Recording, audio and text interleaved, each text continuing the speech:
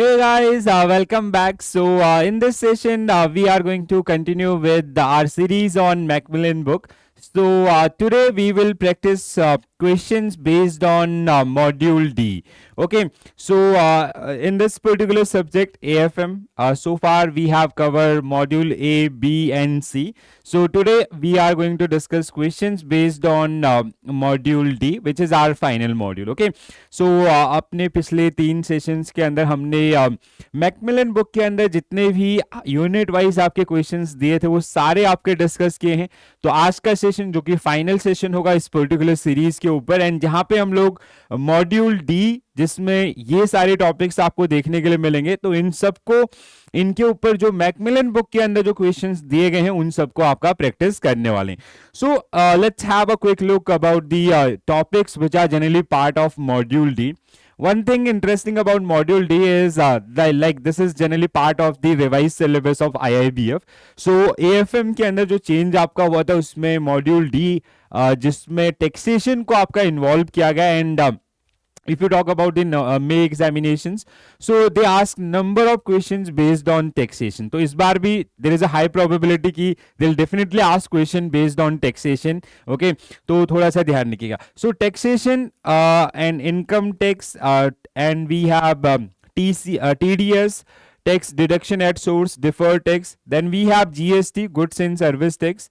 Then we have cost and management accounting, costing methods, standard costing, marginal costing, budget and budgetary control. So this entire topic is basically theoretical based. Like सारे अगर आप इसमें topics को study करेंगे, so you'll find maximum time like about 80% questions they will be part of theoretical portion. Okay, so costing में थोड़ा सा वो आपको न्यूमेरिकल्स या अदर्स जो एग्जामिनेशंस के अंदर जो देखने के लिए आपको मिल सकते हैं. सो सबसे पहले आपका टॉपिक है income tax, deferred tax and TDS, tax deduction at source, and even TCS is also part of your syllabus. Okay, तो यहाँ पे जैसे आपका income tax overview, then we have TDS, we have TCS, we have classification of income tax payers, classification of income heads, income not included in total income, so a new tax regime, filing ITR returns and all. So these are the major subtopics under unit 29 and the first unit of module D. तो इनके ऊपर जो questions आपके थे उनको एक बार जल्दी से गो थ्रू कर सकते हैं. एंड मैं आपको हमेशा हर मॉड्यूल में ये चीज बताया हूं, if you compare with examinations, so these all are L1 or level 1 or the basic questions. Okay, when you'll face question in examination, so their level will be obviously higher than these particular questions. Okay, so first question, which one of the following statement is not correct? So कुछ statement आपको दिए गए हैं income tax के ऊपर, आपको जो incorrect statement है उसको ढूंढना. पहला, income tax is a direct tax which is correct. Okay, income tax rate is same for individual and companies which is incorrect. Okay, so option B correct answer होगा इसका. Income tax rate is different for domestic and foreign companies which is also correct. The format of income tax return is different for different classes of assessees. Okay, so which is also correct. तो पहला जो question है उसका जो correct answer है that is option B, because we have different tax rate for individuals and corporate houses. Okay, तो companies के लिए जो कॉर्पोरेट टैक्स होता है उसका रेट अलग होता है और इंडिविजुअल्स के आपके अलग अलग हैं. Okay, next one, deduction in respect of donation to certain funds, charitable institutions etcetera is available under which section. तो आपका करेक्ट आंसर क्या होगा?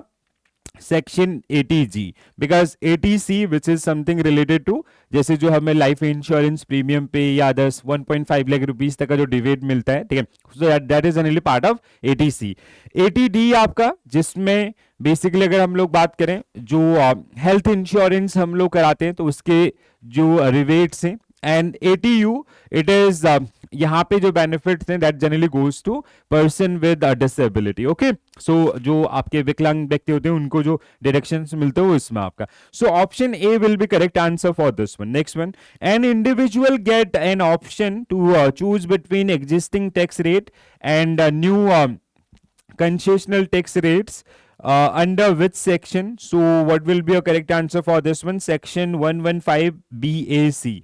Okay, So now we have like you do have that particular option na कि you can opt the old regime or the new regime. Okay, so वो जो आपका बात है वो कहाँ पे बोला गया है 115 BSc में. Okay, one thing about this one ना, so last examinations के अंदर May examinations के अंदर ये जो sections है इनके ऊपर बहुत questions पूछे गए थे, तो प्लीज इनको थोड़ा सा अच्छे से पढ़िएगा जो आपको हेल्प करेंगे आने वाले एग्जामिनेशंस में. अपार्ट फ्रॉम दीज टीडीएस और टीसीएस का बेसिक कॉन्सेप्ट आपको क्लियर होना चाहिए, जो रेट्स हैं वो आपको थोड़ा सा ध्यान रखने. अगला question, which one of the following statement is correct about deferred tax assets liabilities as per Indian accounting standards. Okay, तो डेफर्ड टैक्स क्या होता है आपका, जैसे कोई मतलब वो लाइबिलिटी का क्या होता है, जैसे पास्ट में आपको पे करना था आपने पे नहीं किया, that then it is liability.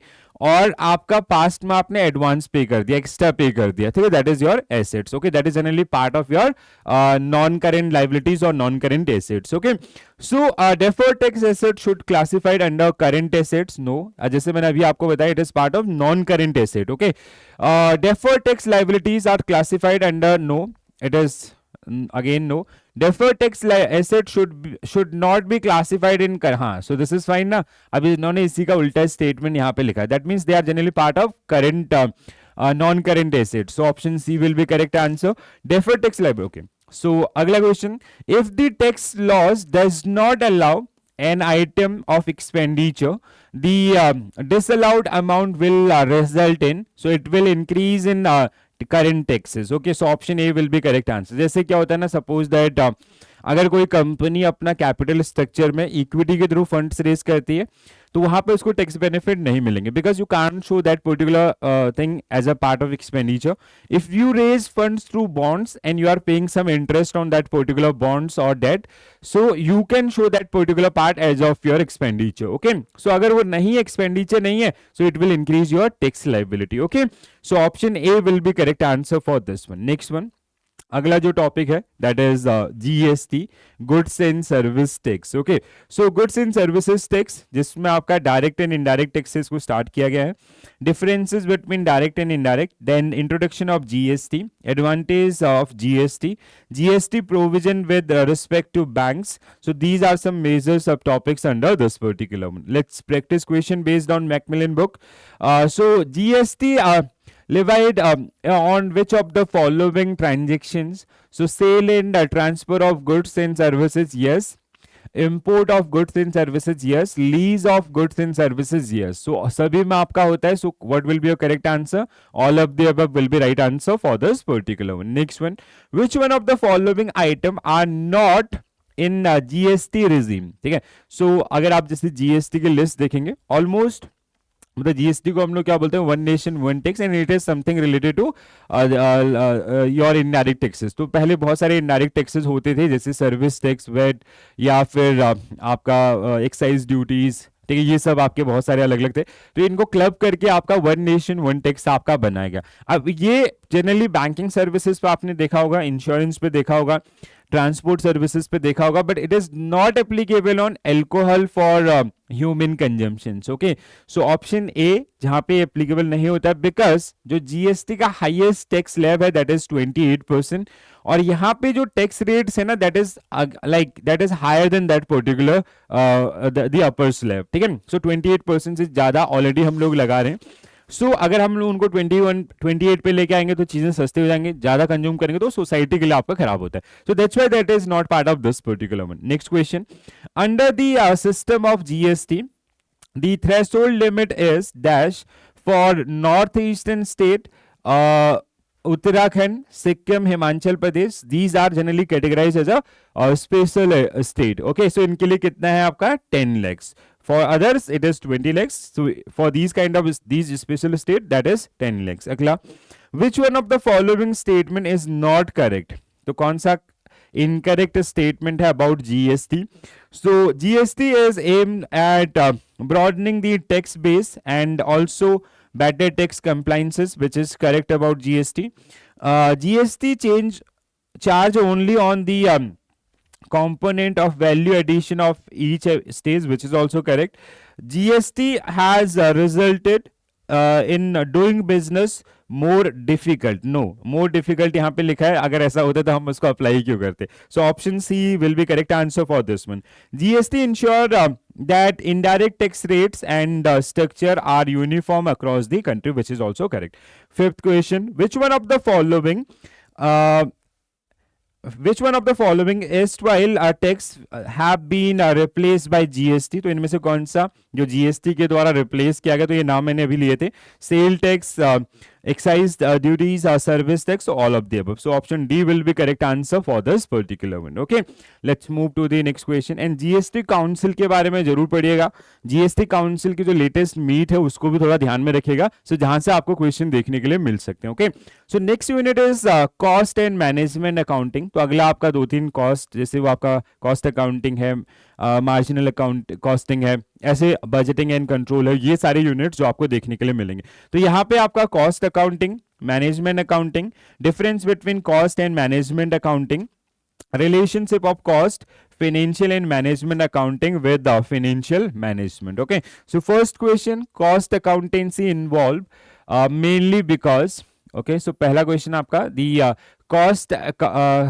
cost accountancy involved mainly because the government made it mandatory. The financial accounting was not enough to take care of increased complexity of business.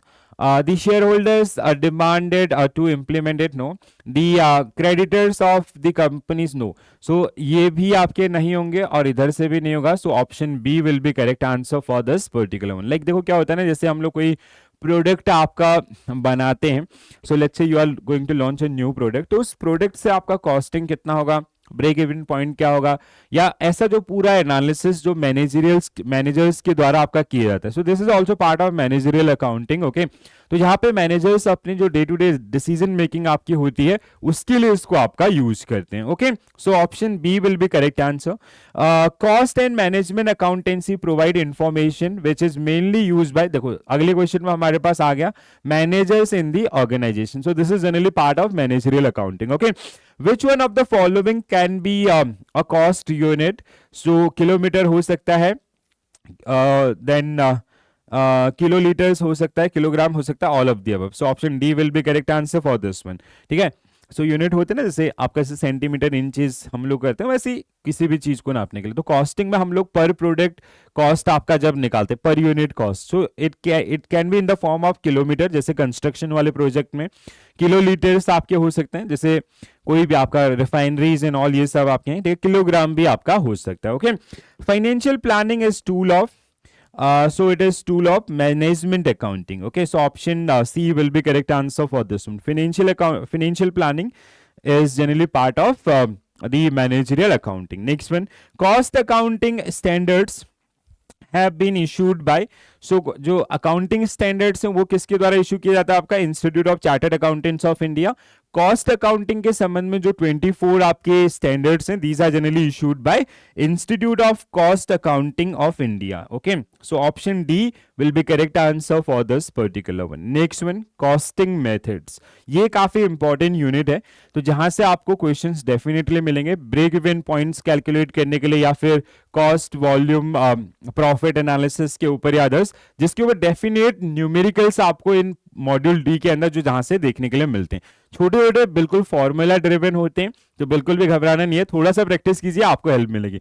So unit and single output costing, job costing, contract costing, process costing, batch costing, service costing, unit and multiple costing. तो these are the type of costing. तो इनको अच्छे से पढ़ लीजिएगा, आपको एक एक दो दो लाइन में इनकी डेफिनेशंस अपनी अंडरस्टैंडिंग बिल्ड करना है, तो उसी अकॉर्डिंग आप क्वेश्चंस को सॉल्व कर पाएंगे.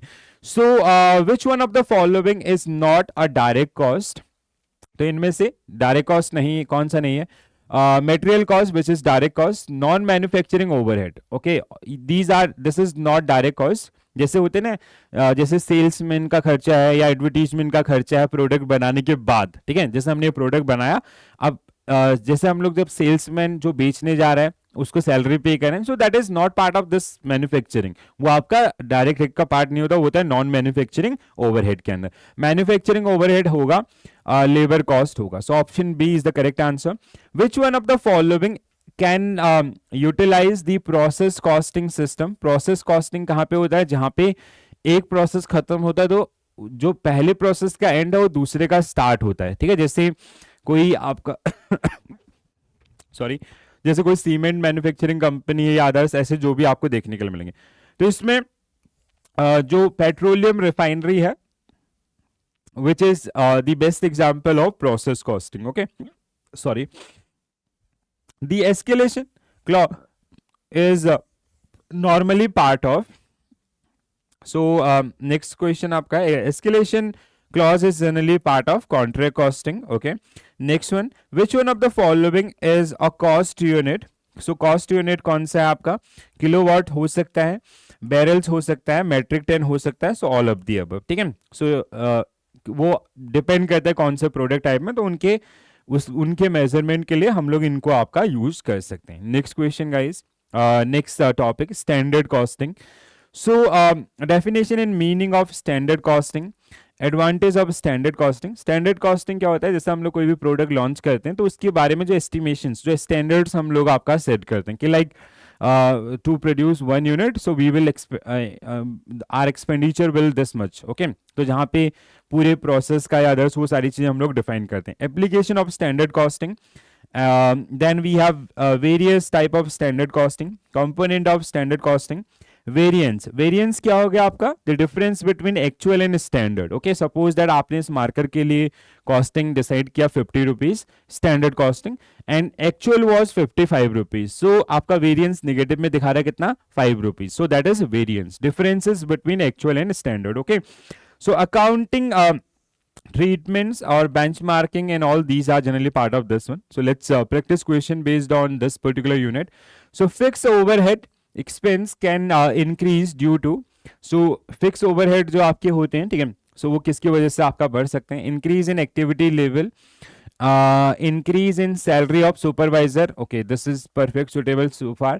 Increase in selling price of no, increase in the method of valuation of inventory, no, ठीक है। so इंक्रीज इन सैलरी, अगर हम लोग जो लेबर काम कर रहे हैं, जैसे सपोज दैट पहले हम उनको 100 रुपीज पर आवर दे रहे थे, अब 110 अगर हम उनको पर आवर देंगे तो कहीं ना कहीं उसके आपका प्राइसेस को लीड करेगा, ठीक है। तो increase in activity level, activity बढ़ाने से उसके ऊपर नहीं पड़ेगा। Increase in selling price, selling price बढ़ाएंगे तो उससे कोई रिलेशन आपका नहीं है। Okay, next one, which among the following is not a category into which standards are normally classified?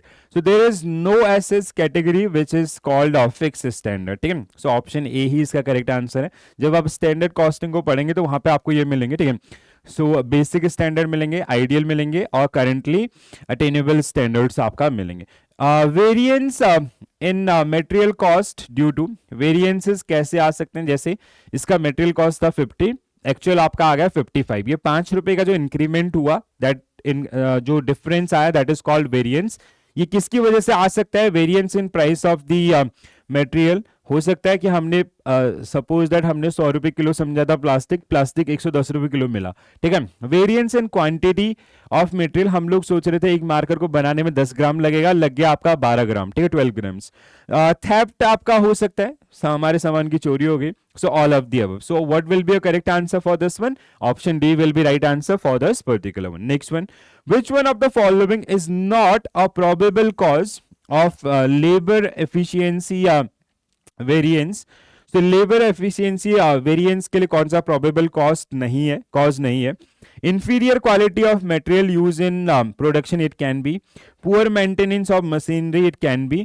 Change in wages per hour, so हाँ, change in wages per hour, not following the standard. So अब labour से related कौन सा होगा? Change in wages per hour, जो आपका एक probable cost आपका, ठीक है, not a probable cost for labour efficiency variance.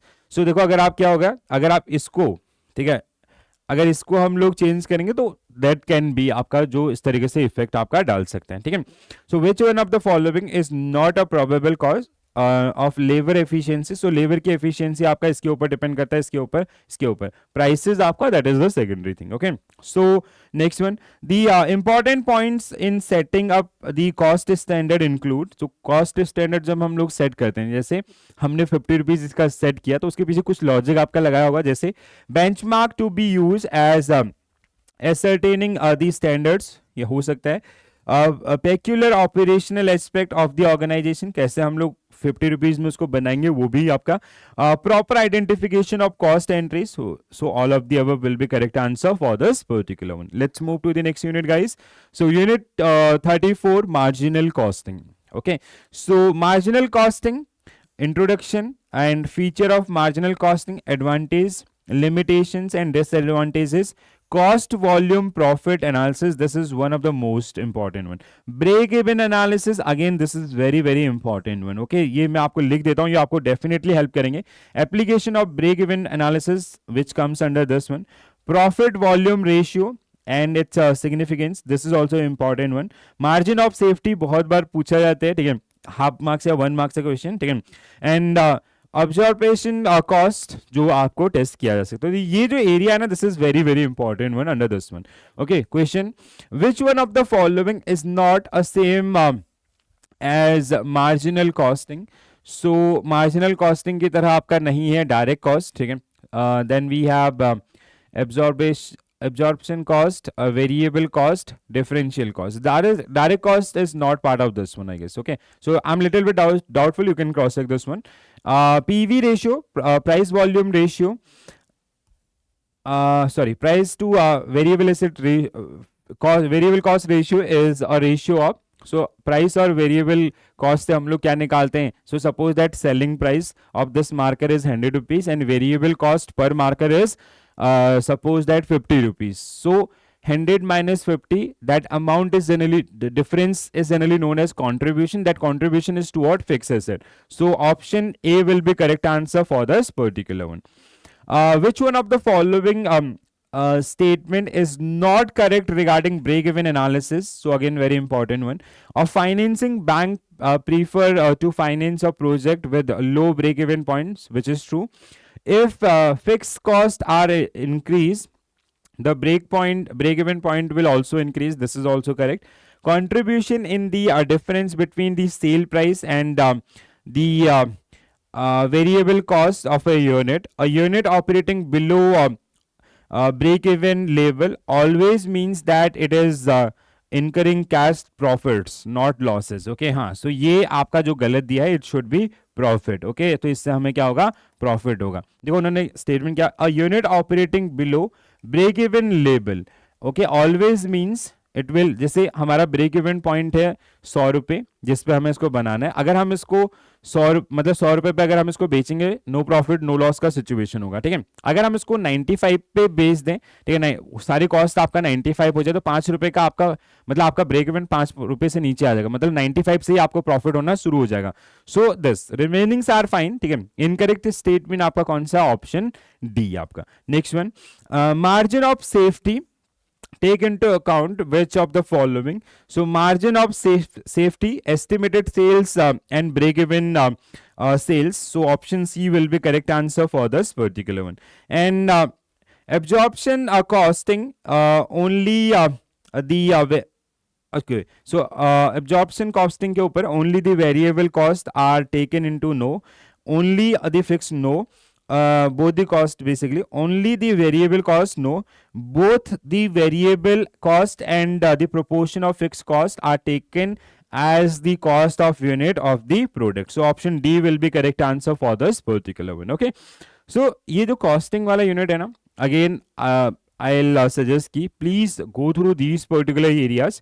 ये कुछ 3-4 जो सब टॉपिक्स है ना, these are very very important and every time they ask question based on these subtopics. Okay, so just build your understanding toward these particular subtopics, and if you are getting any problems, even I also did number of questions based on these particular subtopics in our last few sessions. तो वहाँ पे भी आप इनको देख सकते हैं, ठीक है. तो जैसे रिकलेक्टेड क्वेश्चंस किया था उसमें भी हमने ऐसे क्वेश्चन किए थे, और जब मॉड्यूल वाइज प्रैक्टिस कर रहे थे तो उसमें भी हम लोगों ने जो फर्स्ट में हमने कुछ मिनी मैराथन टाइप का किया था या मैराथन किया था उसमें भी किए थे. मॉड्यूल वाइज में जैसे अभी मॉड्यूल डी पे आएंगे तो डेफिनेटली वहां पे भी करेंगे. अगला, so budget and budgetary control, this is the final unit of your AFM book. Okay, so concept of budget and budgetary control, type of budgets, ये पूरा थियोरटिकल आपका थियोरटिकल बेसिस के क्वेश्चन ही आपको यहाँ से देखने के लिए मिलेंगे and you will get 1 marks question. It can be half marks 2 question or like 1 question of 1 marks. Okay, so budget is a plan. Budget is a plan expressed in money terms, which is correct. Physical unit only. Okay, it can be money and it can be physical. Okay, so both will be correct answer. A budget prepared for a specific activity, that is generally known as program budget. Okay, so option A will be correct answer. The budget is the budget in which each of its constituent part need fresh rationale for the inclusion in the years budget. So it is called zero base budget. इसको हम लोग क्या बोलते हैं? Zero base budget. Okay, तो जहां पे हम लोग मतलब इनकम और एक्सपेंडिचर्स को बराबर पे ले आते हैं. Which one of the following is are the component of budgetary control system? So budgetary control system, budget committee, budget manuals, budget centers. So all of the above will be correct answer for this one. A budget is normally considered to be a long-term budget if it cover a period of more than 1 year. So more than 1 year. So option D will be correct answer for this one. Okay. So this is it. So guys, in this particular session, we practice question based on module D, which are generally part of your Macmillan book. And Macmillan book is the best book for JIB preparation. Okay, जैसे मैंने बहुत बार आपको इसके बारे में बोला भी है. तो जब आपके पास टाइम होता है ना, तो उसके लिए ये आपका बहुत अच्छा बुक है. बट अब क्या है, 8th को आपका पेपर है, तो अब बहुत कम टाइम है. तो इस टाइम ड्यूरेशन में जो आपको जैसे जो इम्पोर्टेंट है, जैसे अगर आप पहले से पढ़ रहे हैं तो रिवाइज उन्हीं टॉपिक को अच्छे से प्रिपेयर कर लीजिए. अगर आपने कभी अभी तक बिल्कुल नहीं खोला है, तो अब आप जैसे जो प्रैक्टिस एरियाज हैं उनमें जाइए, उनको ज़्यादा से ज़्यादा लगाइए और उनसे देखिए आपका, ठीक है, कि मतलब जो इंपॉर्टेंट एरिया जैसे हमने रिकलेक्टेड क्वेश्चंस किए या फिर मॉड्यूल वाइज क्वेश्चंस किए, तो उन सेशंस को आप देखिए, उन सेशंस को अटेंड कीजिए, अपनी क्वेरीज को लेके आइए. So we will definitely solve your queries. तो आने वाले समय में थोड़ा सा जर्नी हमारी आसान होगी. Okay, so I will see you in the next session with something new. तो जहाँ पे हम लोग कुछ ना कुछ आपके लिए नया लेके आएंगे और बहुत सारी एक्टिविटीज हो रही है हमारे चैनल के ऊपर. So stay tune for more. Okay, so this is it from my side. Thank you for watching this session. Bye bye, take care all, have a nice day. Thank you.